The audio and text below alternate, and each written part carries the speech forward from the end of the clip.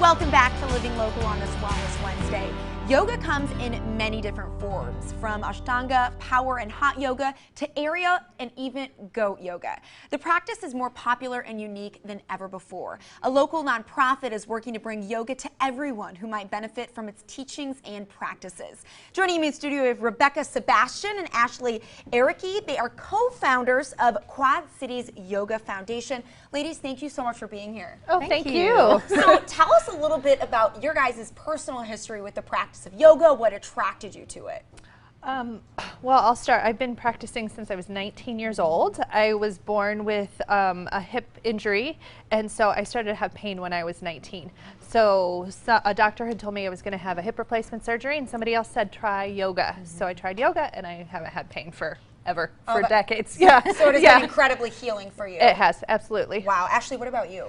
I came to it for the movement practice. I was same age, 19, and I was just like, there's no sports anymore. There's nothing else to keep me active. So that is what brought me in, but the whole practice is definitely what hooked me. Right. And there's so many elements of yoga too. It's not just physical, it's not just mindful, it's them combined together with a lot of other elements. So how did you guys get connected, and then how did the Quad Cities Yoga Foundation come to be? Well, I actually taught for the Davenport School of Yoga for many, many years, and Ashley was a student there for a while. Yeah, and so we met that way, and we've been friends for a while. Yeah. Wow, awesome. I did aerial yoga at the Davenport School of Yoga. It was my first time trying that. It was so much fun. Okay, so for those that might not be familiar, and I mentioned this earlier, there are a lot of different elements of yoga. Can you guys break down what are the elements of the practice of yoga?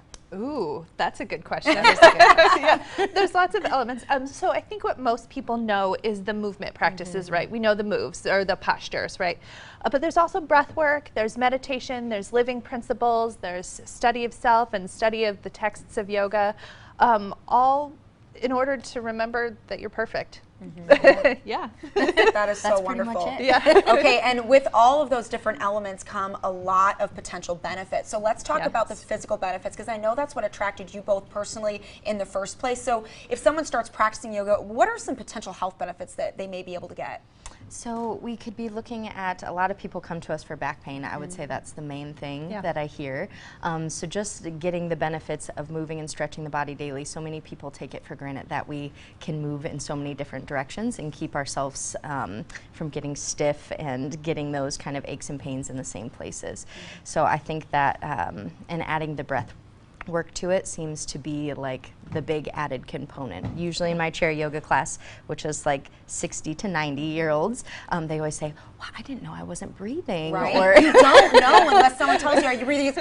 No, I'm not. How long have I been holding my breath? I find that myself my that whole too. life. Right, exactly. It's so true. And I know for me, in pigeon pose, I know my hips are insanely tight, and I get in there and then I'm like, is this hard? I'm like, oh, I'm not even breathing through this. And I think it's so important to breathe through, and I love when you practice yoga, it can translate to so many other parts of your life too. Oh, yes. Breathe through resistance and stressful situations. If you do it in yoga and you make that a practice, next time you're in your life and you're going through a stressful situation, Yes. Absolutely. That's it. It's amazing. Exactly. So that kind of brings me to the next question, the mindful benefits of yoga, which personally I have felt like have made the biggest impact on me personally. Me too. Yeah, awesome. Isn't that funny? People are attracted to the physical benefits at first, which you get, but then I think you're really surprised by the mental benefits as well. So what can people experience as far as the mental clarity that yoga can give? Well, actually, I think the greatest thing about it is that when you're in a practice and you're breathing and you're focused and you're going through, like you said, pigeon, which is a stressful pose. Woo, just talking about it. Yeah, right? But then you can figure out what you can do to make that better. And then you can take all of those techniques into the job that you're at, or the situation when you're with your little kids and you're like, oh my gosh, I'm really stressed in this moment.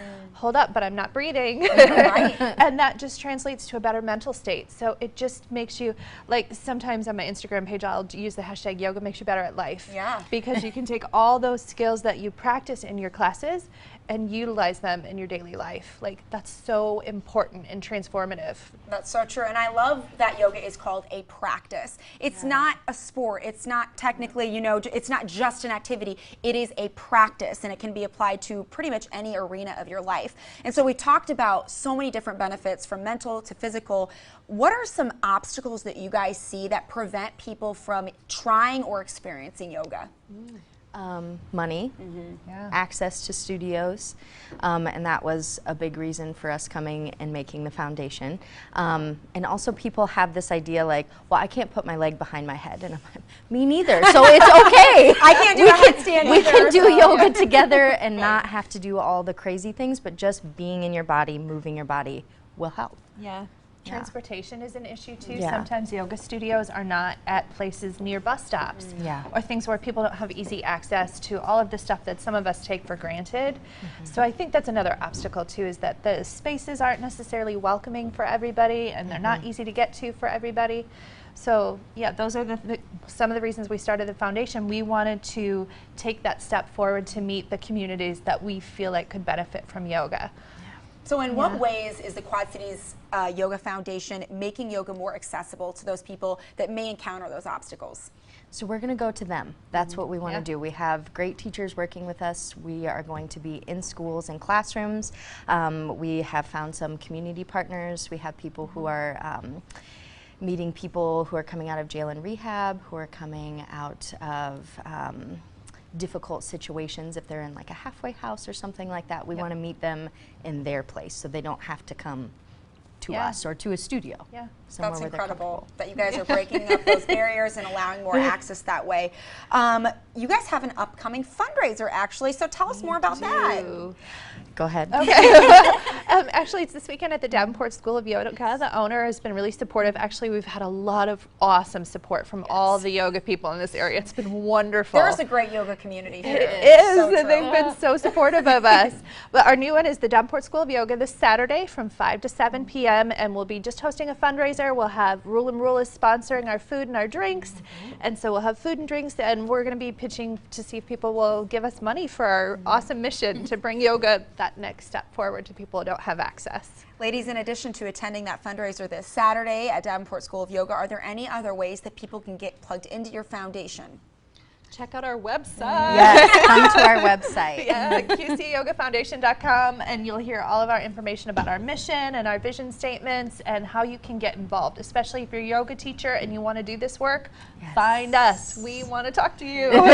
Awesome. Well, Rebecca, Ashley, ladies, thank you so much for being here. I so appreciate your time. Thank you so much. And remember, breathe. For more information, you can go to their website at QCYogaFoundation.com. We'll also have those details posted on ourquadcities.com. More Living Local returns after the break.